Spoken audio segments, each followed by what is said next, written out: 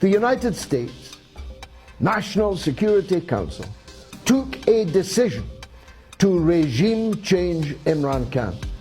Pakistan, a country of 220 million people, just like that, the National Security Council decided that their Prime Minister had to go. How's that for interfering in other countries' politics?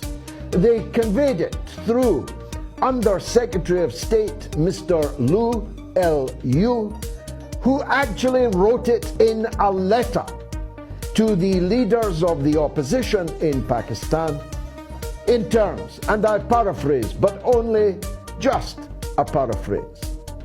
The letter said that relations between the United States and Pakistan would not improve as long as Imran Khan remained Prime Minister, and that the only way that relations could improve is if an election were to return someone else as Prime Minister. As clear an intervention in someone else's sovereign affairs as it is possible to imagine. Unfortunately for the United States, this letter found its way into the hands of Imran Khan.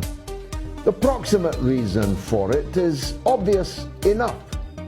Pakistan has the closest possible relations under all prime ministers, indeed even under military dictators in the past, with the People's Republic of China, its neighbor.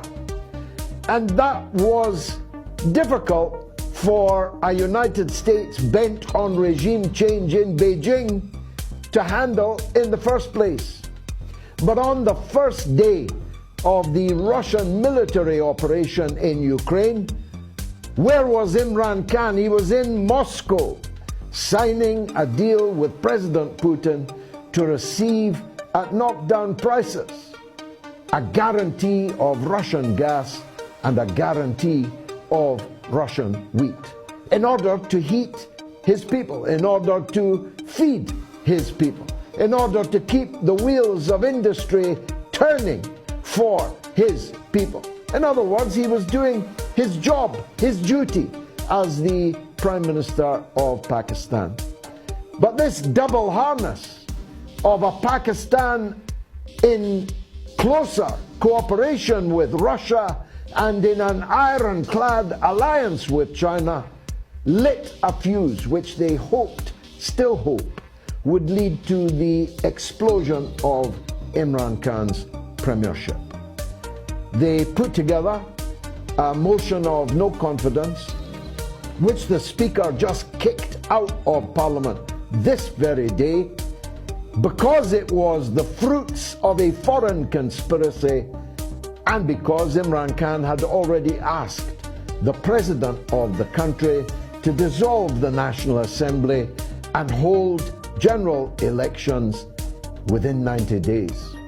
General elections which I confidently predict will see Imran Khan sweep the country if the United States does not ensure that the army, whose top brass are playthings of the United States and always have been ever since the country was created, the military which hanged the martyr Zulfikar Ali Bhutto, the military which overthrew elected prime ministers like Nawaz Sharif, like Benazir Bhutto.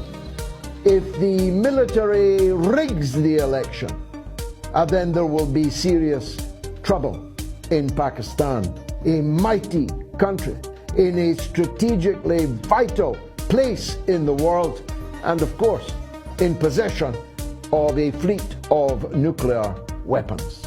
It doesn't get much more dangerous than that. Even worse, they may kill Imran Khan, their cricketing hero, their Prime Minister who has stood tall and been visible throughout the world as a champion of justice in Pakistan, in Asia, and in the world.